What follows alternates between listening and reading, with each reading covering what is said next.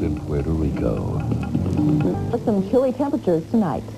Good evening. Our top story. 12 hours of violence on the First Coast has left 2 people dead, and 5 men running for sheriff are looking for ways to make Jacksonville safer. Last night at 10, a domestic argument and a knife were a deadly combination on the north side.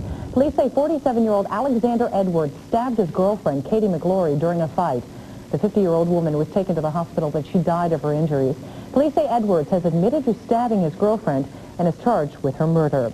A second murder leaves a man dead following a domestic disturbance in Fruit Cove. St. John Sheriff's deputies say 48-year-old Edward Wilson Bott was found dead in his mobile home with a single bullet wound to the chest. Deputies later arrested his 16-year-old son and charged him with murder. They have no motive, but an investigation continues. While domestic violence is a top concern on the First Coast, so is juvenile crime. First Coast News reporter Marie Foley tells us what each of the 5 Jacksonville Sheriff's candidates proposed to do about it.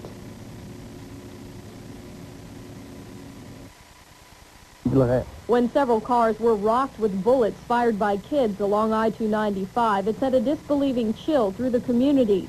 2 years later, juvenile crime is still a frontline issue here. Sheriff's candidates took it on today at a forum at the Beth Shalom Synagogue. Sheriff's Office Captain Joe Stelma wants officers to saturate high-crime areas where many gangs are. Stopping these kids at 2 and 3 o'clock in the morning and finding out what are they doing on our city streets at that hour. Taking them into control and taking them and enforcing the curfew within our city. It's there on the books, and that's our responsibility as law enforcement officers. Special Deputy U.S. Marshal Lem Sharp says communication is the key. You have to have a department that can communicate with the young people. You've got to get into these schools and talk to these young people and let them know that they care. You've got to have community involvement. You've got to have the parents notified to the fact that they're not doing the job at home that they should be doing. Former law enforcement officer and small businessman Harry Russell favors building precincts in major neighborhoods. So that the policemen can begin to work out of those on foot, on bikes, get out there with those kids and not wait until they become criminals and try to react to them, because then you get thrown into the existing criminal justice system that simply doesn't work. Sheriff's Office Director of Police Services, Nat Glover, says many current programs don't work, but those in the schools do help. All of those programs actually is just arrest juveniles with no follow-up and no ability to identify those juveniles as are in fact at risk. I think when you look at our school safety program, I think school safety officer program is an effective program. I think the DARE program is an effective program. Sheriff's Office Director of Operations, W.C. Brown, favors officers working on fixed shifts. Where they ride the same geographical area each day and they work the same hours each day, just to get to know the people in the neighborhood, the business community, vice versa, and just as importantly, get to know who the thieves are walking the streets of Jacksonville, especially juveniles. You get to cast your ballot for sheriff in the primary election on April 11th. The top 2 vote getters will move on to the general election. With photographer Mike Kaminsky, Marie Foley, 17, First Coast News. The general election is May 2nd. Current Sheriff Jim McMillan is not seeking re-election. In Arlington, candles are burning bright tonight as Mothers Against Drunk Driving hold a candlelight vigil of remembrance and hope in Arlington. Dave Hansen is in Arlington. He joins us now live to tell us about tonight's vigil. Dave, a big turnout?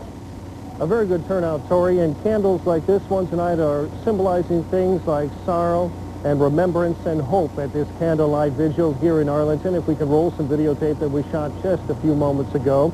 Victims of those who have died in DUIs, police officers, and supporters lit candles of inspiration. The annual vigil is sponsored by Mothers Against Drunk Drivers. For many here, the loss and the pain are indescribable. Most like the mother of a 17-year-old Mandarin high school senior who died in September, want to warn other teens to be very careful. And there are also calls here tonight for tougher sentencing and for people to remember not to drink and drive this holiday season.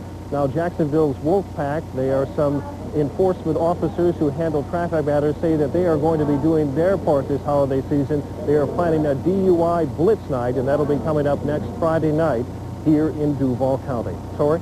David, appeared to be a pretty emotional turnout there. I guess we'll have more of a story tonight at 11 o'clock. All right, thanks, Dave Hansen, live in Arlington. Kristen's up next with our forecast. We'll be right back. This is 17 First Coast News with Tori Ryden.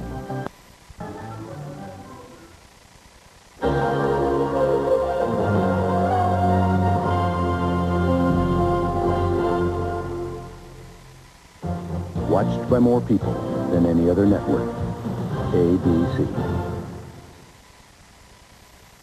You're watching 17 JKS Cable 9 Jacksonville. Now, get it all in 30 minutes. This is 17 First Coast News at 11. A Candlelight Vigil remembers those who have lost their lives to drunk drivers. A shooting tonight in Bay Meadows sends a convenience store clerk to the hospital. The Summit of the Americas is hailed as a success. And in first weather, have the kids grab a jacket before they head to the bus tomorrow morning. Good evening. Our top story, a Candlelight Vigil of sorrow and hope greets the First Coast holiday season tonight. The message and meaning are life and tragic death to the members of Mothers Against Drunk Drivers. First Coast News reporter Dave Hansen has details. I light this candle in remembrance of my best friend and my brother, Brad Ash. With heavy hearts and beacons of remembrance, Jacksonville's victims and survivors of drunk drivers are keeping hope alive for a safe holiday season. What happened to Mandarin High School senior Brad Ash last September remains a vivid memory. A boy is charged with DUI manslaughter. Brad's friends and family are hoping other teens take notice. Just don't get in the car with a driver that's been drinking, and be careful out there. The holidays will never be the same for mother of four, Katie Kelly.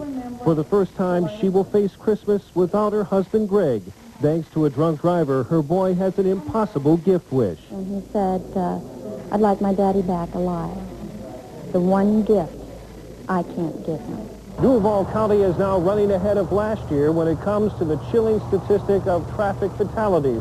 More than 104 so far, and at least a third to a half of those are alcohol-related. No one knows that better than Jacksonville's Traffic Enforcement Squad, or Wolfpack. The DUI unit is winning praise because it now patrols 7 days a week. What I wanted to have was better quality arrest, to see them arresting those ones that are closer to the legal limit. But even the best arrests don't result in convictions or sentences that satisfy DUI victims. Katie Kelly says a life for a life is fine with her. It's murder. It's not an accident. Not to me. These survivors know there is no way to change the past, but there is hope others will make the right choices on drinking and driving in the future.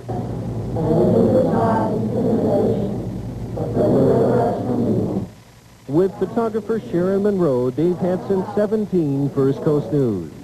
Jacksonville's Traffic Enforcement Squad plans to do its part with a DUI Blitz Night. Next Friday evening, scores of Duval County and Highway Patrol officers will make a special effort to stop drinkers who drive. From vehicular violence to a robbery attempt in Bay Meadows tonight, which left a store clerk shot. The shooting happened at 7 tonight at the Little Champ's convenience store at Bay Meadows and Old Bay Meadows roads. The Little Champ store clerk was shot in the hip. Police have no description of the trigger man nor details of whether any money was stolen. The clerk is in critical condition in the hospital. A domestic argument leads to a fatal stabbing last night on the north side. Police have arrested the 47-year-old boyfriend of 50-year-old Katie McClory. They say Alexander Edwards stabbed McClory during a fight. The woman was taken to the hospital, but she later died of her injuries. Police tell us that Edwards has admitted to stabbing his girlfriend, and he is charged with her murder. A separate domestic disturbance leaves a Fruit Cove man dead. St. John's Sheriff's deputies say 48-year-old Edward Wilson Bott was shot in the chest with a single bullet in his mobile home. Deputies have arrested his 16-year-old son and charged him with the murder. Officials say they have no motive for the shooting, but are continuing their investigation. Domestic violence, murders, they're top concerns on the First Coast, and the concerns the 5 candidates running for sheriff are debating. Today, during a debate moderated by our own Terry Casey, the candidates addressed the problem of such crimes, but they all agreed the biggest problem to tackle now is juvenile crime. During the debate at the Beth Shalom congregation, the candidates Joe Stelma, Lem Sharp, Harry Russell, Nat Glover, and W.C. Brown offered ways to solve the problem. The election for sheriff is May the 2nd. A lucky break today for the Ryan's Family Steakhouse in the 4900 block of University Boulevard. Employees had just arrived this morning when they noticed some smoke coming from the ceiling. They immediately called the fire department. If no one would have been here or we wouldn't have taken care of it as quickly as we did, the building wouldn't be here. So we feel real lucky about that. Damage was minor. The restaurant was able to open in time for Sunday brunch. A trade summit in Miami is over, and now there's a push for free trade throughout the hemisphere. The countries at the summit envision trade without barriers by the year 2005. Jerry King has more on the summit and words from the president about a middle-class tax cut. The administration believes free trade equals exports equals jobs. Having put in motion what could become the largest free trade zone in the world, Mr. Clinton and the leaders of Mexico and Canada set about enlarging one of the smallest. They invited the South American country of Chile to begin negotiations to join NAFTA, the North American Free Trade Agreement. For 1 year now, we have been the three amigos. Starting today, we will become the four amigos. Earlier, the 34 leaders meeting here formally signed what's being called the Miami Process. It's more than just a free trade agreement. We have actually committed ourselves to 23 separate and specific initiatives and more than 100 action steps, protecting the diversity of plant and animal species, phasing out lead in gasoline, reducing infant mortality, improving education and health care. But as the summit ended, Mr. Clinton faced questions about domestic policy, specifically his long-promised middle-class tax cut. Is it finally imminent? I intend to propose one as long as I can pay for it. By downsizing or eliminating cabinet departments? I wouldn't rule anything out. All may be revealed Thursday, when White House officials say Mr. Clinton will have a major domestic policy announcement. Jerry King, ABC News, with the president in Miami. Meanwhile, overseas in Bosnia today, Serbs blocked humanitarian convoys from distributing food and supplies to much of the country. While most of the United Nations peacekeepers being held hostage have been released, the Serbs continue to harass UN forces. Serbs have banned all armored personnel carriers, leaving the UN aid convoys without escorts into dangerous regions. The convoys are important because the humanitarian airlifts, which reached 80% of the people, were forced to stop when Serbs began attacking them with air missiles. In Russia, the tanks were brought out in force near the border of the breakaway Republic of Chechnya. 4 are dead, dozens of others injured in a clash challenging the mostly Muslim country to return to the control of Moscow. Czechian officials who have moved away from Moscow's grip now say they are willing to negotiate a settlement with the government. Residents in the Republic of Chechnya have notoriously hated Russia for years. Investigators in Japan are still trying to determine what caused an explosion aboard a Philippines Airlines flight headed from Manila to Tokyo. 293 passengers and crew were aboard when the blast killed 1 person, injured 10 others, and left a 2-foot hole in the floor. The plane was able to make a safe emergency landing in Okinawa. Meanwhile, in New Jersey, the FBI says an advertising executive is apparently the latest victim of a mail bomber who has eluded capture for 16 years. Thomas Mosser had just been named general manager of Young and Rubicam, one of the nation's largest advertising agencies. The last 2 such bombings happened in June of last year. This is the busiest shopping season of the year, and it's also the busiest time for thieves and others who want to use your credit cards. A community celebrates 40 years with its elementary school. They don't call it wild card for nothing. Several NFL playoffs